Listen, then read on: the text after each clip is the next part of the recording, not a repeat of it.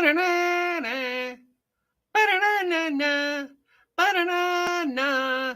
It's the eve of ruin. Ba-da-na-na. Hello and welcome. It is 10:32 on a foggy, gray, spooky Friday morning. This the third day of May. It's about 62 degrees and cloudy and drizzling. What a perfect day for the next chapter in our deep dive into the Doomed Forgotten Realms series by Scott McClintock. Why are we doing this? Because as you know, as of the 7th of this month, Wizards of the Coast's big 2024 anniversary adventure, Vecna, Eve of Ruin, will be available on the shelves of your friendly local game store, if you believe that, which I don't. But the idea that Vecna was the big bad guy who was going to be responsible for the end of the Forgotten Realms, the D&D universe as we know it, is not a new one. In fact, a few years ago, our friend Scott McClintock asked the same question, and he presented the Doomed Forgotten Realms series, which is available on Drive-Thru and DM's Guild, link down below, which asked the question, well, what if all the adventures happened, but what if the good guys lost? Or worse, just, didn't show up? And what if it all led to Vecna?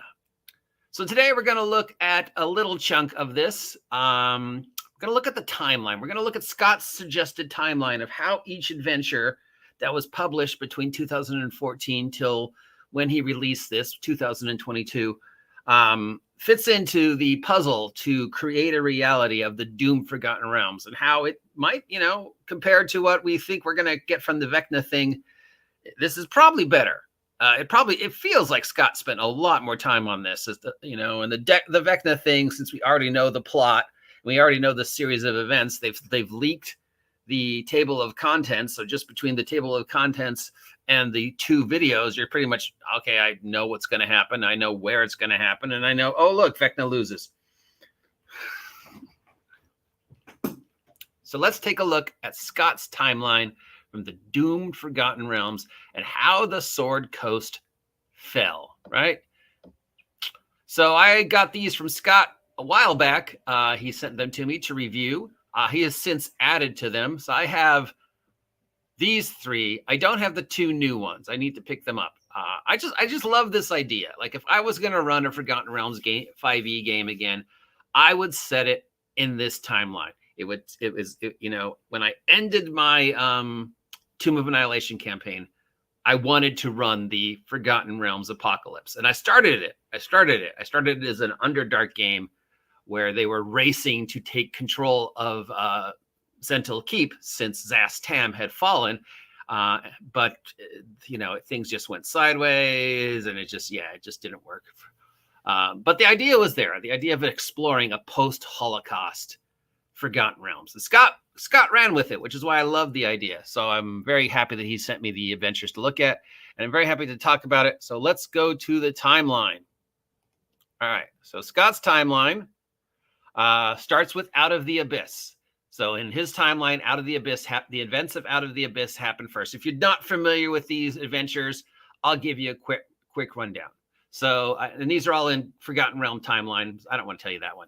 You don't know what that means, but okay. First, Out of Abyss happens. So, hordes of demons consume the Underdark, and demon lords cross into the marital plane. Zagami, the demon queen of fungus, unites with the sentient fungal growth of the Underdark, becoming a brand new Megazord fungus named Zugmakaias. These names.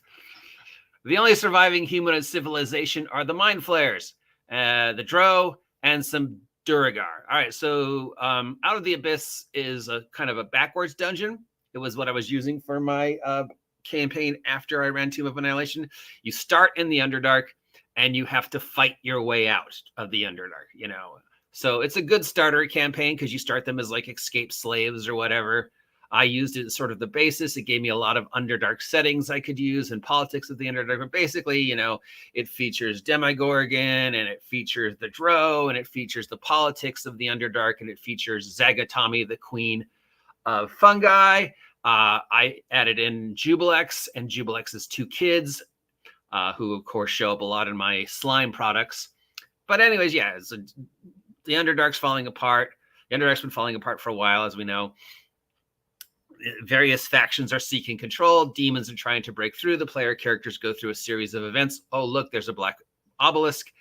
And they win. So the events don't happen. Well, this assumes that they do happen, and more or less most of them happen. But basically, the Underdark is now controlled pretty much by demonic hordes under the leadership of Megazord, Zagatami, and Demogorgon. Next happens Horde of the Dragon Queen and Rise of Tiamat. So you can see these aren't happening in the order they were released. Now,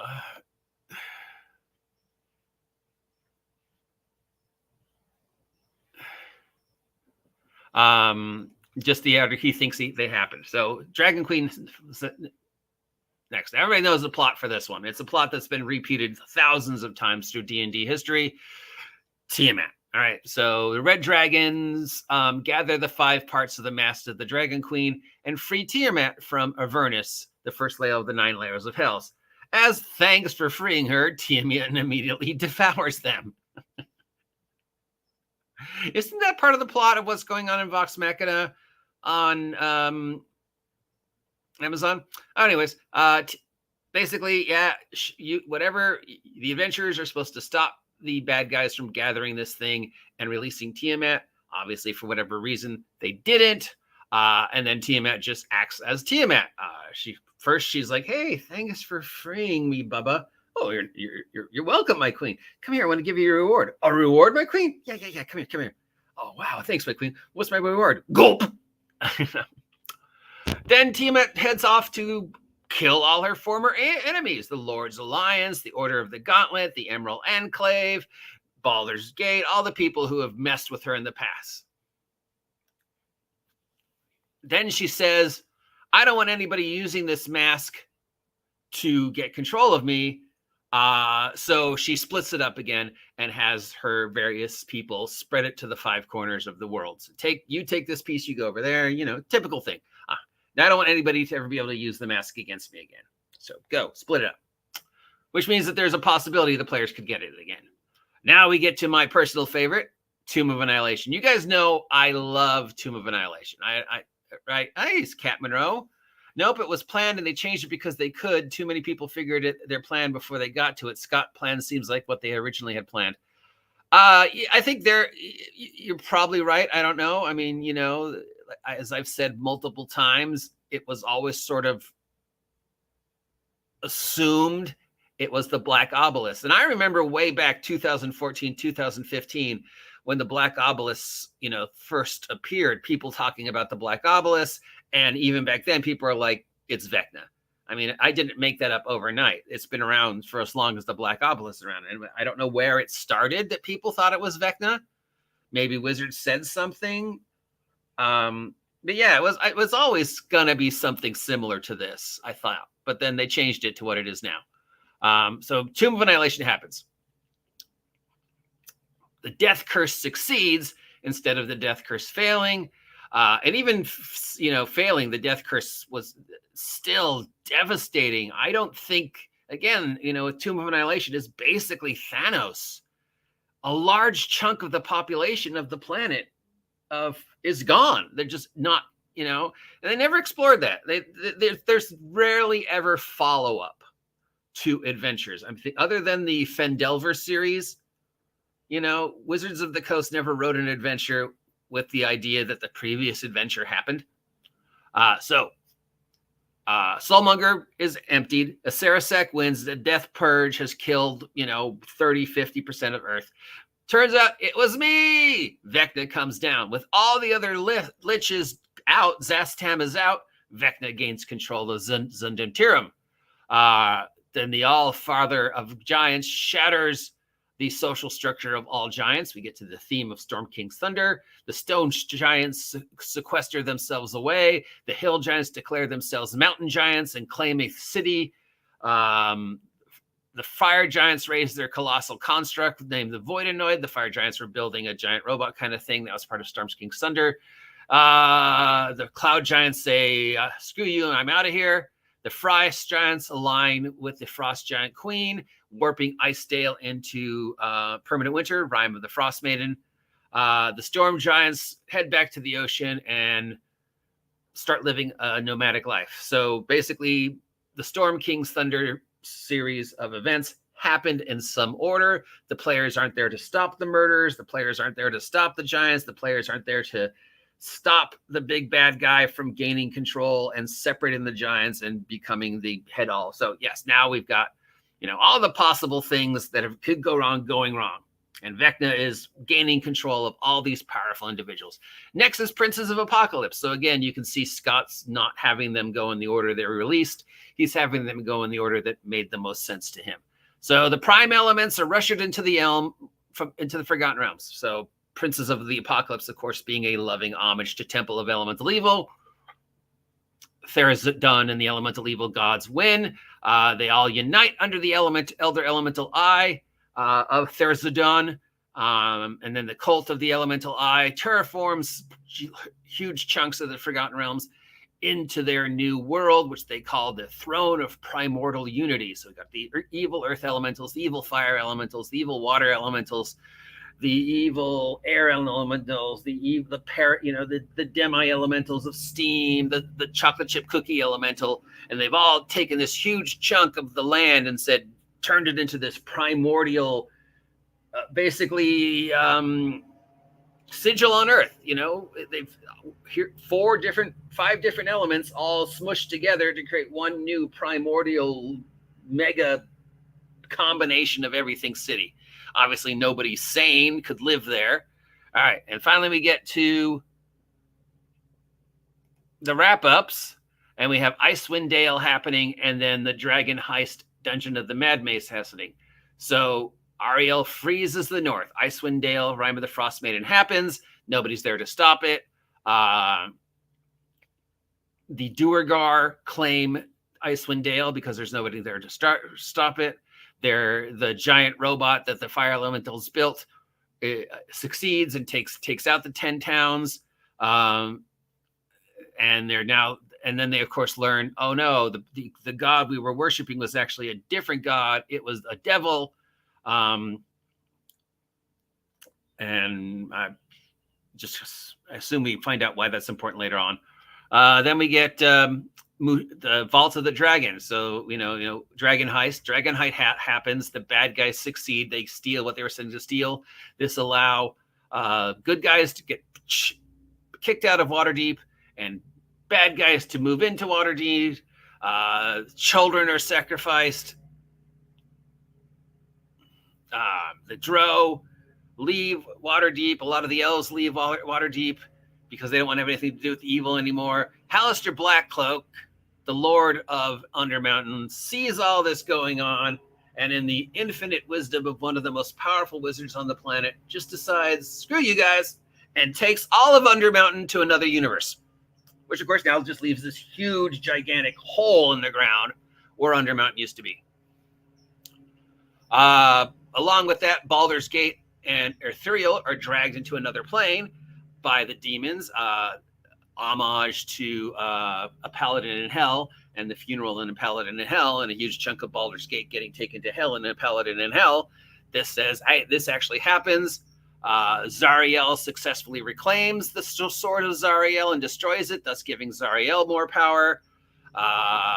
And the other evil god doesn't contest him. So all the events of Descent to Avernus happen, but they happen with the bad guys winning. With Tiamat and the other bad guys occupied on Earth, the invasion of Avernus doesn't happen, which allows the devils to become more powerful in Avernus. They take claim of what's left of Baldur's Gate. They start a war with the demons and the devils. Now Baldur's Gate has been all twisted to this lawful evil city. And finally, we come to the present day. Well, it's present day of 2022. Vecna claims the Forgotten Realms is his. He begins all of the Forgotten Realms, all the Sword Coasts, all everything that is on that map is now Vecna's, and all these other evils are either realizing, oh no, it's been Vecna all along, or we can't fight this guy. He's too powerful. We let this happen, so we might as well work for him. And then there's, because this is the Forgotten Realms, who's left to stop him but a bunch of first level characters, right? As always. Vecna's won. He's repurposed the world. He's taken control of all these powerful artifacts, or his agents have taken all the control of these artifacts. The greatest enemies he has are the other evil individuals who decide they don't want to share with him. Monsoon doesn't want to share with him. Zariel doesn't want to share with him. The evil Duergar, they don't want to share. The Frost Giants, they're like, no, thanks for the help, but So Vecna's got this shattered, doomed, forgotten realms that he's taken over. There's no good guys to stop him. Elminster and all those other dudes gone. Paladin in Hell has happened. But now Vecna's also got to worry about keeping his generals in line, because evil doesn't play well together. And that's where the player characters can start to chip away at the doomed Forgotten Realms, reclaiming this post-apocalypse world. We don't create of good versus evil. We create evil versus greater evil. We decide which evil would be better off ruling than Vecna, and we start playing them against each other. We play Zentirum, the Zentirum against the Cult of the Dragon. We play the Cult of the Dragon against the Horde. We play the Horde against the Frost Giants. We play the Frost Giants against the Duergar. We play the demons against the devils. We get all these little small guys to fight amongst themselves and chip away at Vecna's power. So there you go. There is the timeline. That's the timeline. Now, I don't know what the timeline for the official adventure is, but I can show you that if we go to ENWorld, Wizards of the Coast has kindly dropped the table of contents for us. So if you're curious to see the schedule of events in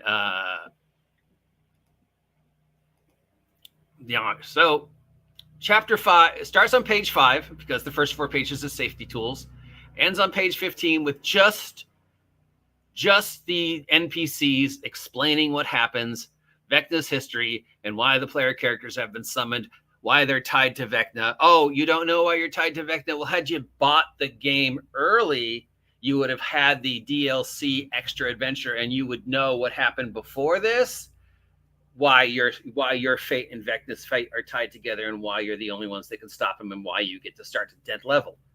But if only buying it today, you don't get the pre-release, so we'll explain it again.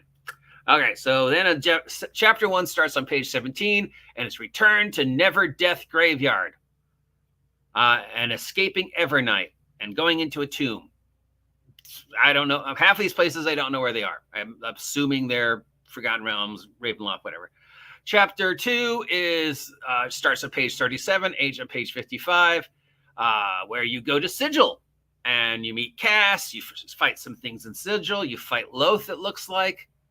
That ends. Chapter 3 starts at page 57, age on page 71. That one's called the Lambent Zenith's Last Voyage. Slight homage to a Paladin in Hell and Vault of the Drow there, where you are traveling around the multiverse using the space boat. Chapter 4 starts on page 73, ends on page 91. It's called The Ruined Colossus. You're in Mount Ironroot now. Remember, you're looking for the parts of the Rod of 7 Parts before Vecna does. This takes place, it looks like, in Eberron. So how do you get to Eberron? Hey, how is Eberron different than the stuff you're used to? Does it change your abilities in any way? We could explain that, but no. Because right now, Eberron is just another D&D world. It's not separate and unique. All right, then we go to chapter 5, page 93 to page 109, where you arrive in Ravenloft, and you have to deal with Strahd, and you have to convince Strahd not to slaughter you, but to work with you, to give you the key instead of Vecna. Would Strahd team up with Vecna? I doubt it. Would Lord Soth team up with Vecna? Because remember, Lord Soth is in Ravenloft. I don't know. Lord Soth might team up with him, or he might fight against him. He's Lord Soth. Then you go to Kryn. Remember, but it's not called Kryn. It's called Dragonlance. You're visiting the world of Dragonlance. Remember, that's what they said. Where you have to do stuff with Quinn. You meet probably encounter some of the characters. Hey, is that Tasselhoff? And then chapter 7 starts on page 131. You go to Earth. So we are at least showing up on Greyhawk. So, hey, Wizards of the Coast is acknowledging Greyhawk exists for at least 10 pages. Then you leave that. You go to Avernus, where you deal with Her Majesty, the Dragon Queen. That ends on page 167. Then on page 169, you go back to Avernus to fight Cass. It's called Cass Reveals Himself, the Betrayer Revealed. Chapter 10, you go to Pandemonius. Pandemonius being one of the planes of hell. Why Pandemonius? Because Wizards of the Coast felt Pandemonius didn't get enough love, basically. You go to the Citadel. You fight Cass again. That leads us to chapter 11, which ends on page 203 with the conclusion, where you finally face Vecna and Koss and Vecna and Neverwinter and Dead Gods. But of course, by page 204, hey, you won. Then page 204 to 239 are all new monsters. 30 some odd pages of new monsters. None of these are new monsters. These are all repeats from other books. Now, to save space, they probably could have just chopped these up into just little bite-sized pieces, 4 per page. Well, how much do you really need to know about this monster you're only going to fight once if we already have it presented in another book I probably own?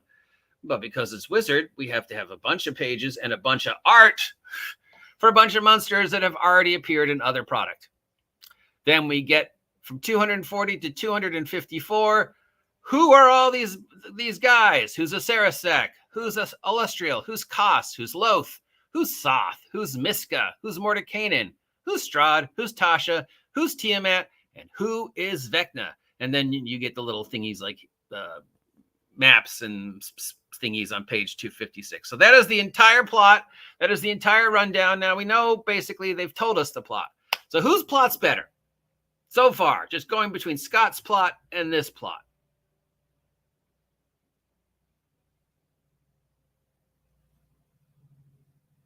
Anyways, we're going to continue our deep dive into this book when we can, for as long as I can, unless nobody's interested in this. So if you are interested in having me continue to go through Scott's Doom Forgotten Realms series, let me know. If you have no clue and no interest, let me know. If you're like me and you're waiting in line at your friendly local game store on the 7th for that book probably won't be there, let me know. I am going to call around on the 7th to ask if they have it in stock for the few friendly local game stores I can call.